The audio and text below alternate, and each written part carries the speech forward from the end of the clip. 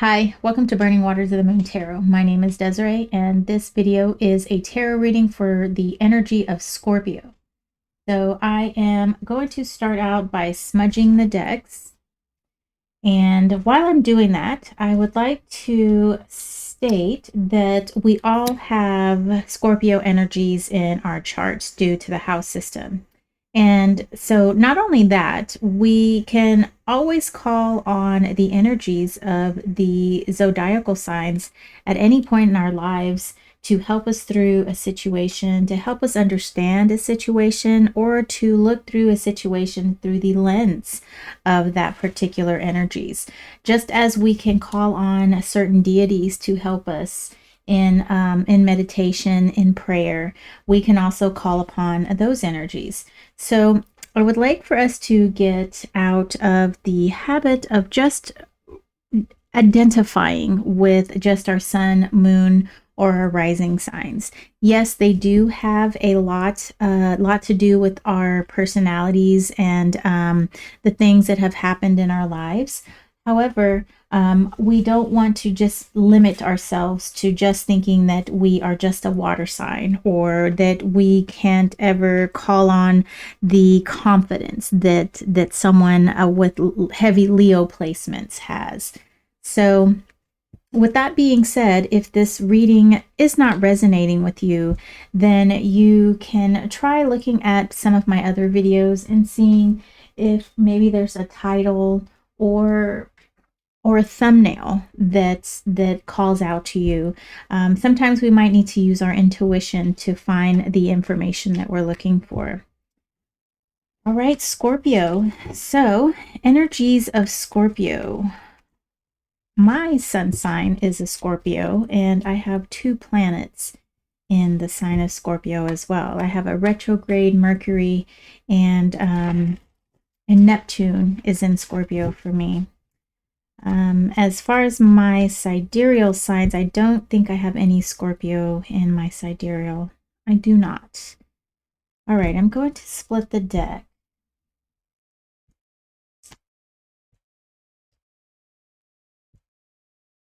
And then I'll do one more good shuffle, and then I'm going to draw 3 cards. Now, this deck is the Folklore Tarot, and I do have flip-throughs of all these decks in the description. So if you're interested in seeing that, check out the description. All right, Scorpio energy. So we've got the 10 of Wands in reverse. We've got the 10 of Cups in reverse. And we've got the World in reverse. Very interesting here. Everything is in reverse, and then we've got the Major Arcana, card number 22 in reverse. This, and then we've got the 2 10s as well, water and fire. So, so I'm getting like, I'm not quite sure. With the World here, we have, so the World is that sort of like that ending point, that culmination where we arrive at after we have gone through everything, after we've gone through our trials and tribulations. We're this person, and now we have a new world to traverse. Now we understand the world in a different way. So we can look at this in a way that perhaps there's something keeping us from realizing what this world has for us. Perhaps we're not really cognizant of what is there. So while these two cards are in reverse, the energy is still there. Okay, we're not saying that the 10s have been denied to you. What we're saying is that these, perhaps they just might not be recognized, or they're not being accepted maybe for what they are. And also too, with this World, perhaps we're kind of thinking in a way that we're thinking that what we have is not maybe good enough, or it's not really what we want. So I'm in order to dive deeper in this message, I'm going to need to draw some more cards on that. And so my style of reading, I don't know where I picked up this way of reading, but you know, I draw the three main energies up here, and then I draw three more cards to kind of decipher what this message is. And so that's what I'm going to do now. I'm going to draw three cards for each one of these three up here. So essentially, I create a matrix, and I'm able to see the different patterns and the way these different energies interact with one another through, you know, through diagonals, lines across. And usually I just read it as going down. But sometimes they interact with one another. It just kind of depends on where the reading takes me. All right, so Scorpio energy, this 10 of Wands in reverse. So we've got the Knight of Wands in reverse. Then we've got the Hierophant, Major Arcana, and then the Knight of Swords. So two court cards here and one Major Arcana. And we've got this 10 up here. So we've got some pretty high cards aside from the Hierophant, which is card number 5. So the Hierophant, this is our relationship with the divine. You know, it can be religion. It can also be spell work. It can be meditation. It can be through another, such as a priest or a pope, pastor. But whatever it is, it's the relationship, however we connect with what we call God, right? Or whatever you want to call it. You know, a nice word that everyone seems to like is divine. I know God can kind of be polarizing for certain. So I usually say the divine. And and so we've got the Knight of Wands, which is fire of fire, and then when the Knight of Swords, which is fire of air. And interestingly enough, these are the two fastest moving knights. One of them's in reverse, and the other one is upright. And so the one that's in reverse is the knight that moves slower of the two. So our Knight of Swords is the fastest. You know, air moves a lot faster than water. Air can kind of gets everywhere. And the Knight of Wands, fire, needs something to consume in order for it to move. So that's why I always say that the Knight of Swords is faster. But what I'm seeing here is that this Knight of Swords, the situation that you're in, you're thinking and you're acting really fast, and you're using a lot of your cerebral energies here. And I think what is happening here with this Knight of Wands is that there just isn't enough of movement of passion. There's not enough of fulfillment here. It's kind of like you're just kind of moving. You're kind of on an autopilot situation. And we have the divine in the middle here. And I'm going to need to draw some more cards to see exactly what the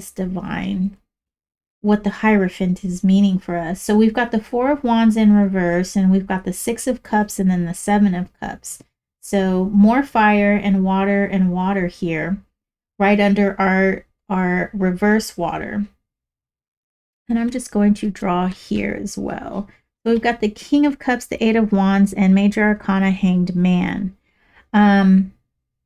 And so our final card here at this bottom corner of the matrix, we do have the Hanged Man.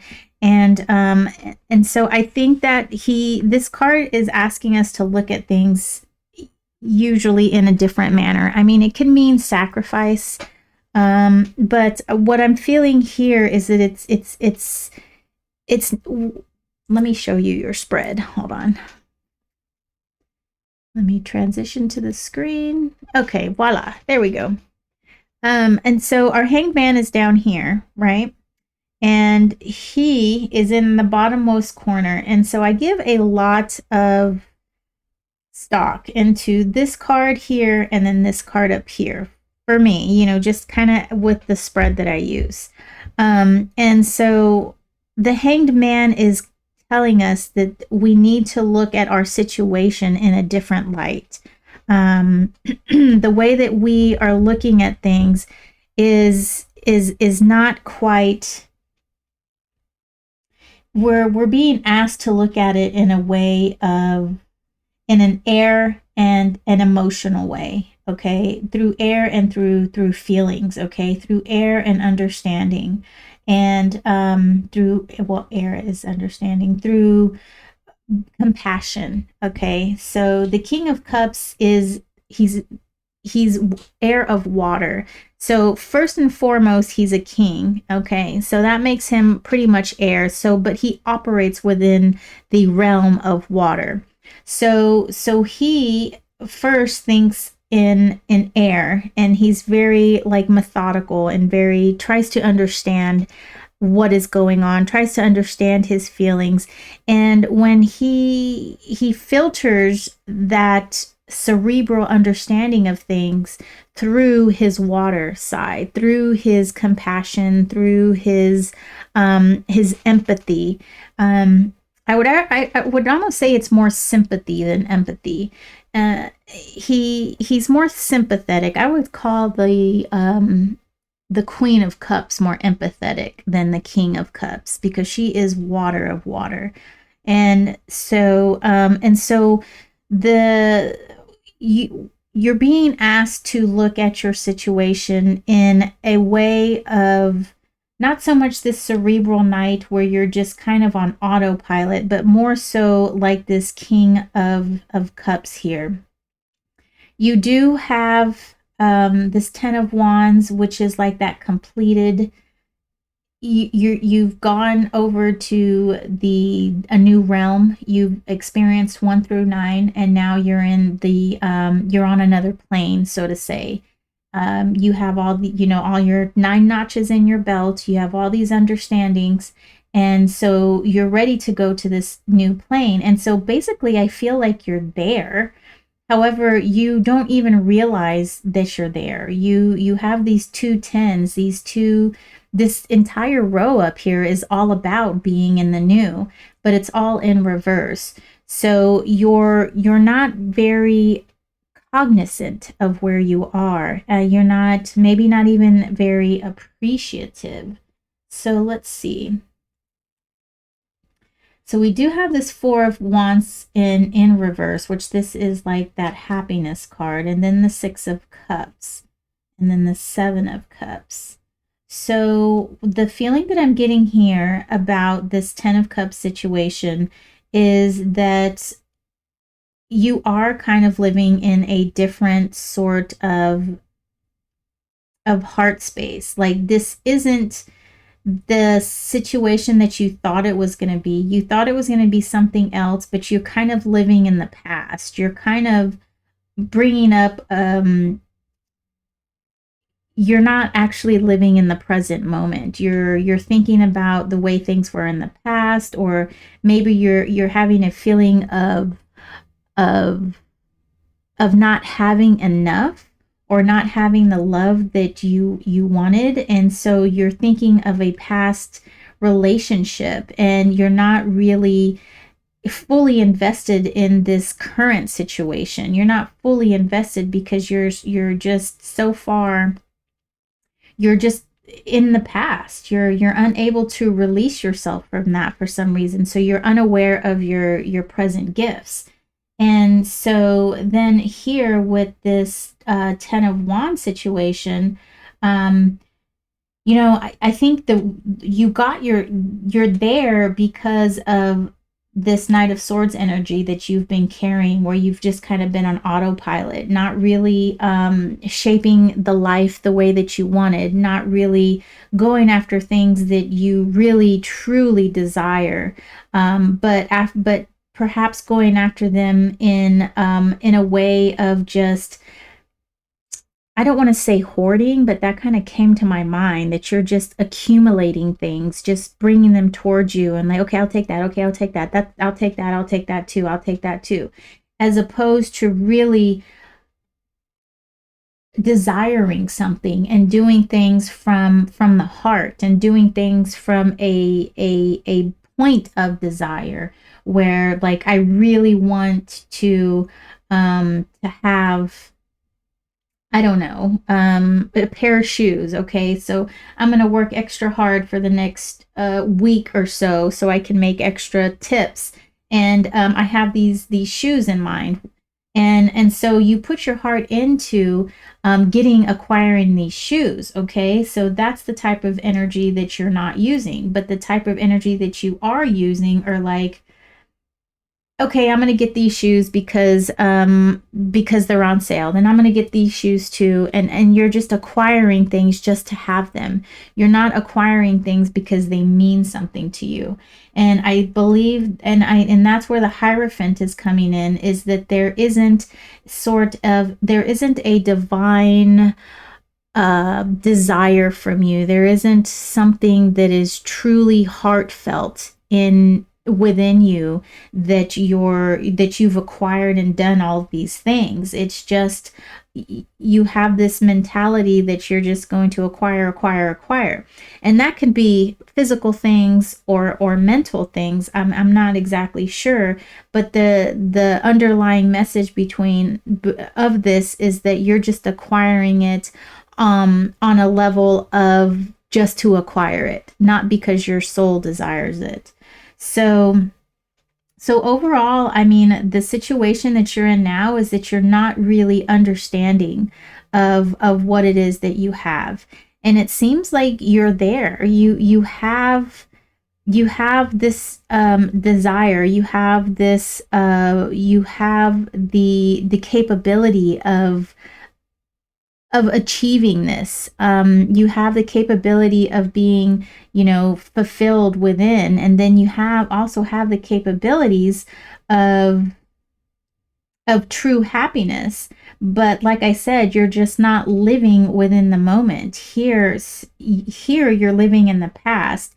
Here you're living too much in the present, where you're just acquiring, but you're not really focusing on anything.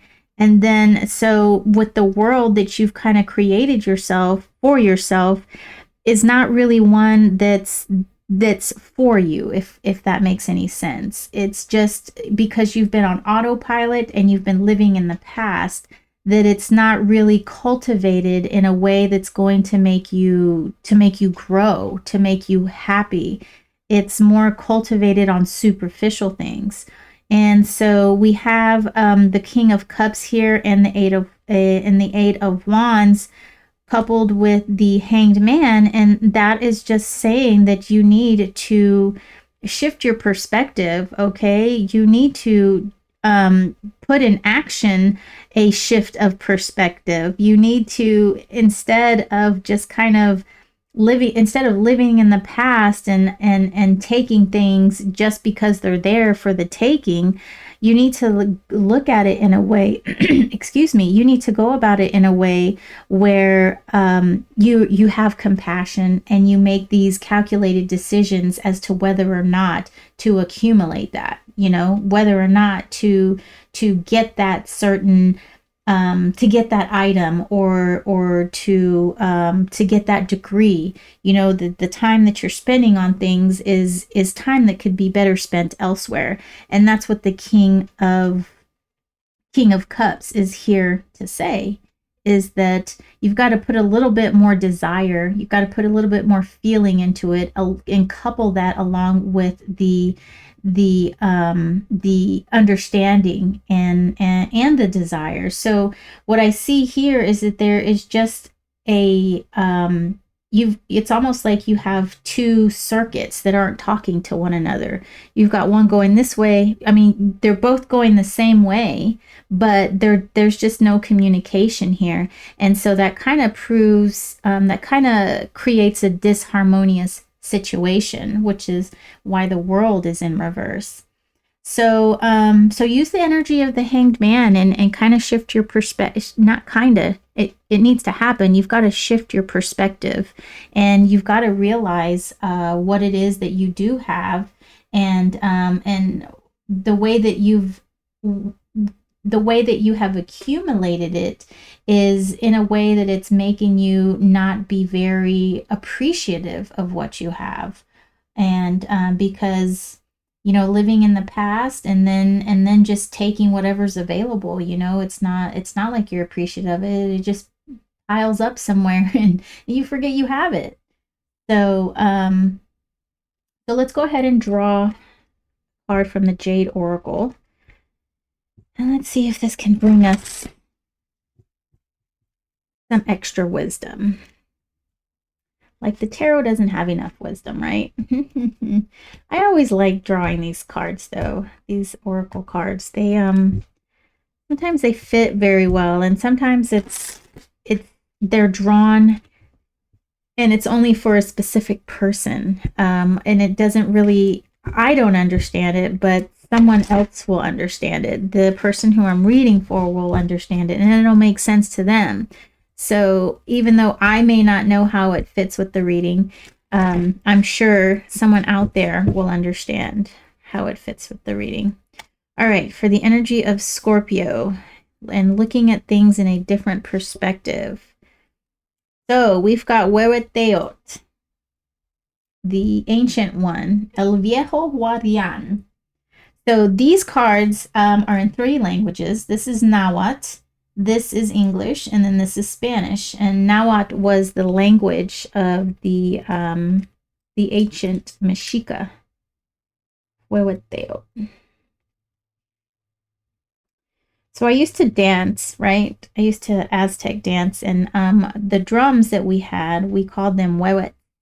And we would call them the huehuet because the drum is like the heartbeat, and it like kept us going. It kept our movement for us, and it marked our movements as well. And it, you know, it was like the direction. It like directed us. And so the huehueteo here is like the ancient energies that is here to as a guide. Okay, let me read this for you. In Nahuatl, hue means old. So he is the old deity, the embodiment of fire itself. He is also associated with Tecuitli, the turquoise lord, or the lord of the fire year. He initiates the ceremony of the new 52-year cycle and is the hearth fire in every home and temple. When Huehueteot appears, you are beginning a new cycle. He asked you to connect with the DNA level wisdom rooted deep inside you. You are ready to step into a new level of leadership, to claim your authority as a human being, to be your own creator, and to be your own inner mother and father. Light a fire in his honor and let the flames speak to you. Okay, so like I said, sometimes these I don't really know how to relate the card to the reading, but perhaps maybe you do. Perhaps you can relate this to your reading, or you can relate this to your situation. And sometimes not all of the reading is going to resonate with all of us. And sometimes there will be only one part of the reading that will resonate, or even one card that will resonate. So hopefully something resonated for you. And I want to thank you for watching, and I will see you next video. Take care.